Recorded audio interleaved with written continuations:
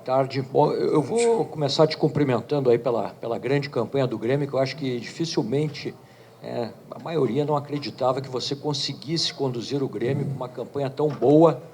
E a gente analisando o Corinthians, o Grêmio teve o campeão brasileiro, o Grêmio fez 4 pontos em cima do Corinthians, 6 em cima do Atlético. Enfim, uma campanha muito boa, eu acho que todos têm esse mesmo pensamento. Agora, Roger, o ano que vem, o que na tua opinião, precisa o Grêmio ter para não ser apenas um time de grandes campanhas, de grandes resultados e para ser um protagonista? Então, tudo começa por uma boa campanha como essa que a gente fez os anos seguintes. E os jogos nos dão uma amostragem importante, né, do que a gente precisa agregar, né, para que cada vez para cada vez nós nos tornemos mais fortes. Nós temos um modelo de jogar bem definido. Nós conseguimos envolver o adversário, né, com a aproximação, troca de passes, né, pela característica dos nossos jogadores.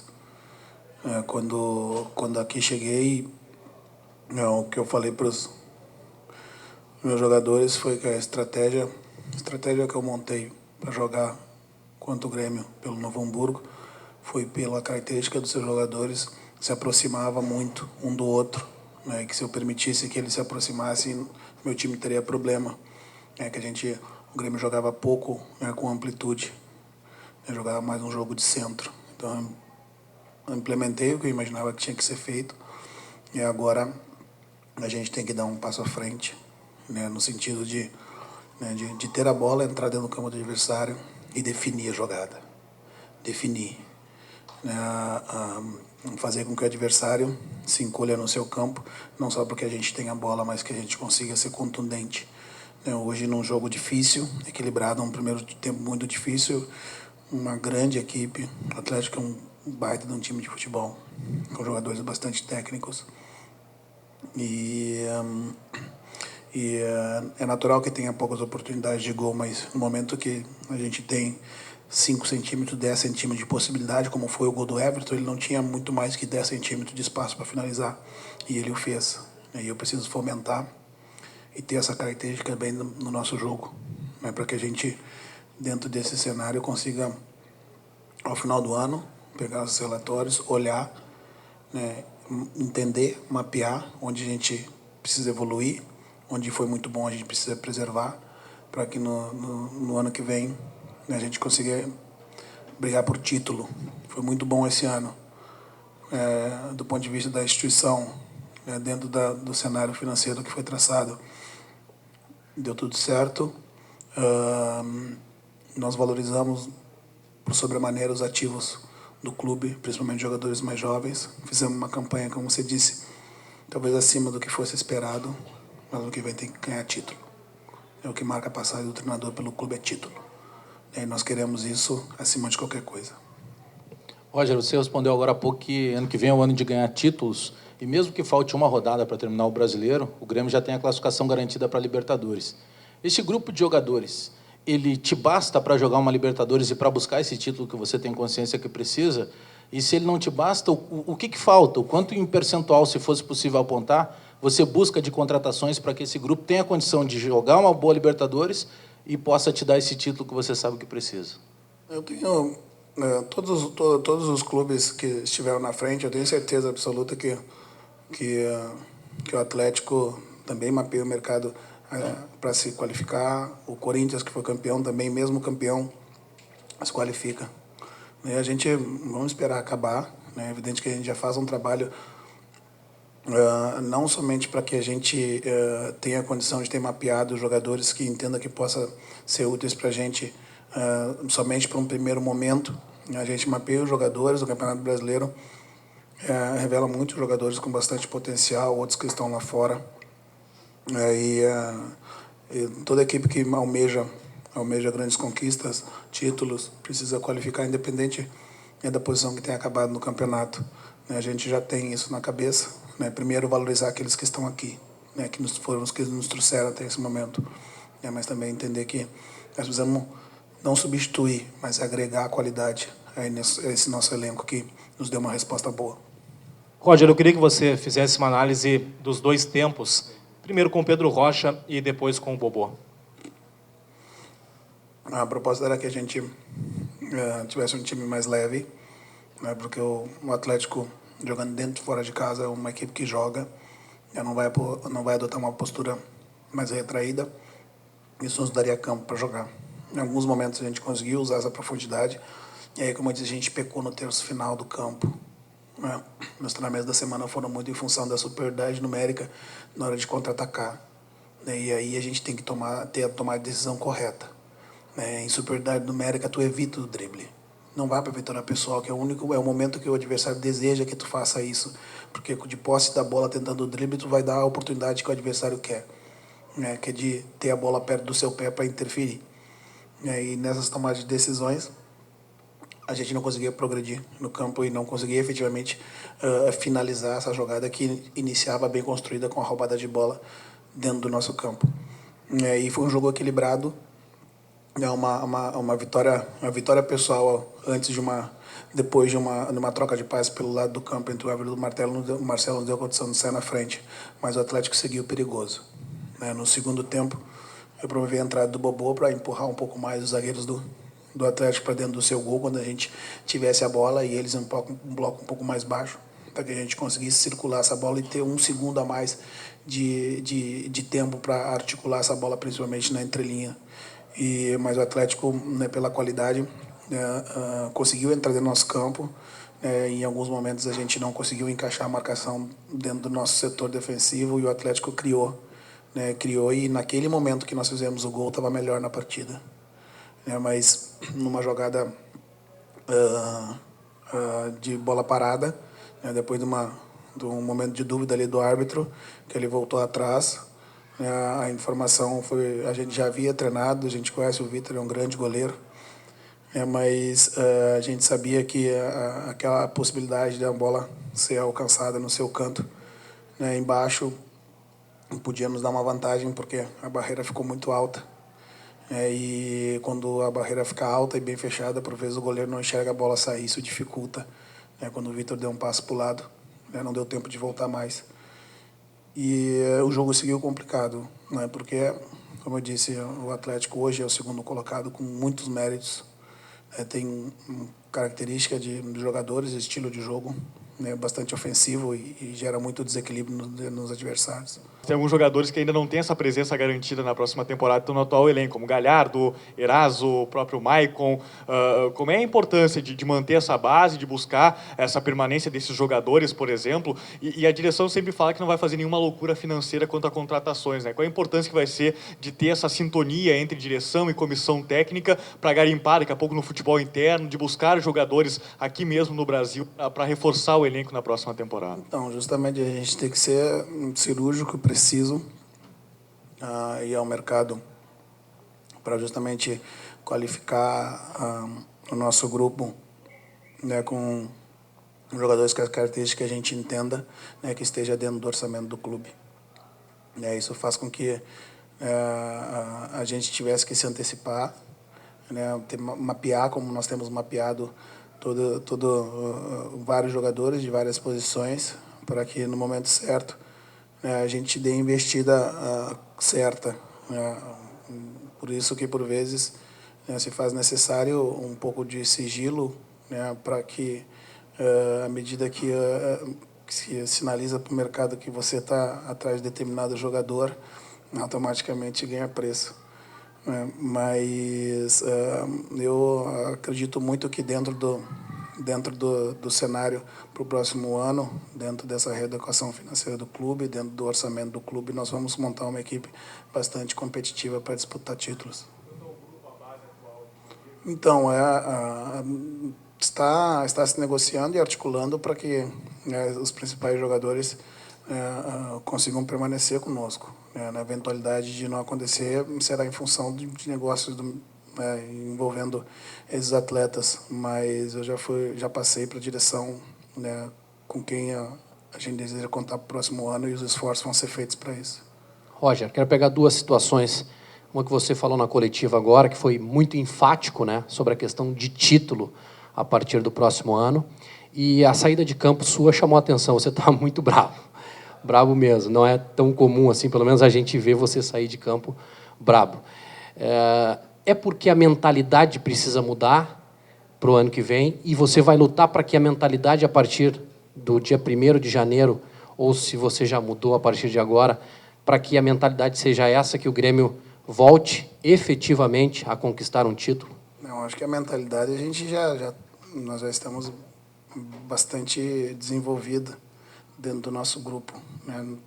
Todos nós desejamos vencer sempre e a minha brabeza ali não se deu por uma informação que mais por raiva minha, né? Porque pelo barulho do torcedor eu não conseguia me fazer entender, né? Pela distância, pelo momento do jogo, porque eu fiz uma última substituição, promovendo a entrada do Edinho, nesse modelo, né, para trancar os lados do Atlético, que apoia muitas vezes com os dois laterais simultaneamente.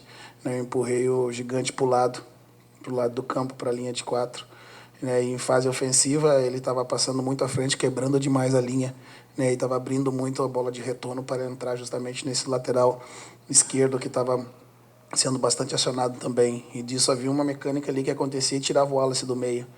Era essa informação que eu queria passar para dentro e não estava conseguindo. Então, era um pouco de insatisfação até com o meu tom de voz, que não alcança, muitas vezes me faz perdê-la. Ainda sobre... Aqui, Roger, à sua direita. Ainda sobre essa situação do segundo tempo, o Atlético teve mais domínio, pelo menos aparentemente teve mais domínio de território também em relação ao Grêmio. E daí, sobre essa mudança, porque durante alguns momentos do jogo, no segundo tempo, o Grêmio entregava muita bola para o Atlético, que já tinha essa bola no meio campo e chegava com mais facilidade na frente.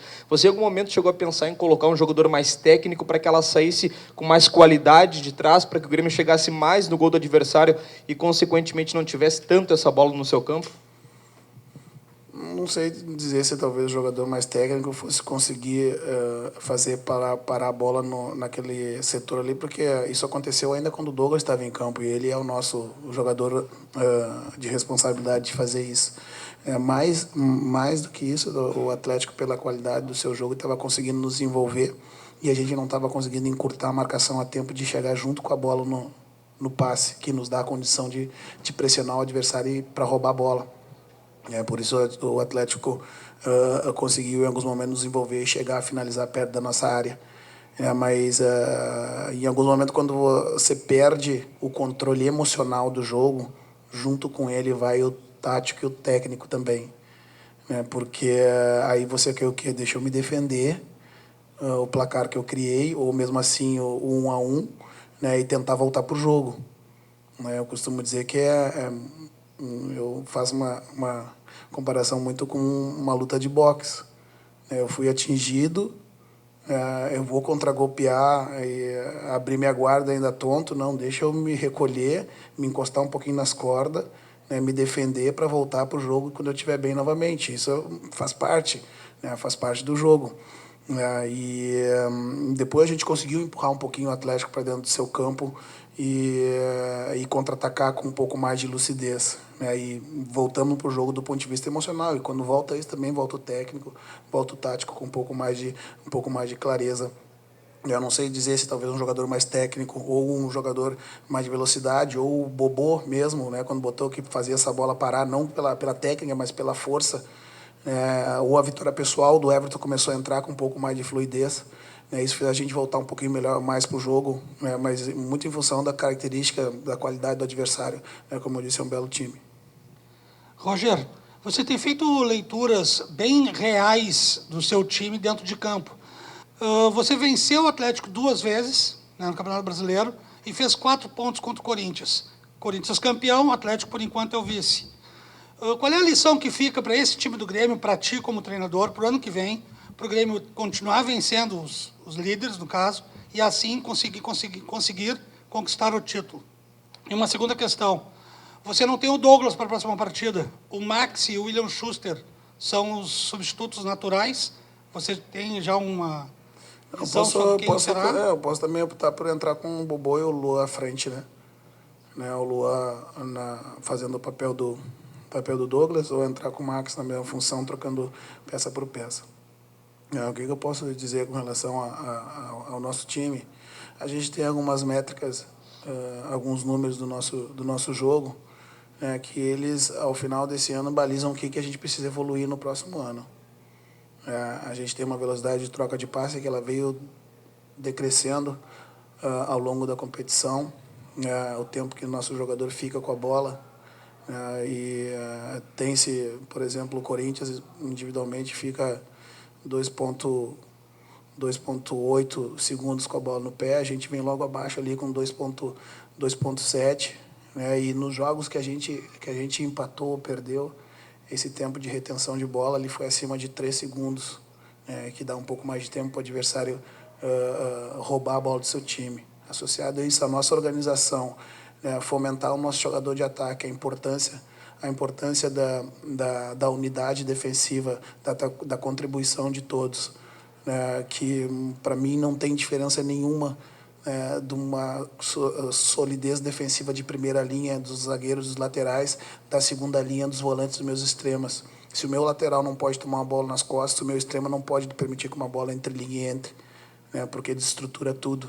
Esse tipo de variáveis que a gente estuda, a gente pretende, no próximo ano, evoluir algumas questões, que hoje poderiam ter sido melhores. Uma delas é justamente a gente ter a capacidade de poder fomentar e ter um finalizador de média distância que nos permita, nesses momentos, a gente acabar melhor a jogada. O que ficou é que, de tudo dessa temporada e desse momento até agora, é que a gente, do entendimento de todos, da boa vontade de todos, da doação de todos, a gente conseguiu entrar no campeonato quase que desacreditado e fazer um grande jogo, um grande campeonato, ter uma ideia de time, ter um conceito bem estruturado, e o melhor de tudo, que tem ainda margem para evoluir, principalmente nos jogadores jovens. Hoje a gente, a média de idade do Atlético hoje no jogo foi quase de 28 anos, a nossa média foi de 24 anos. 4 anos de experiência a mais para esses jogadores é bastante coisa.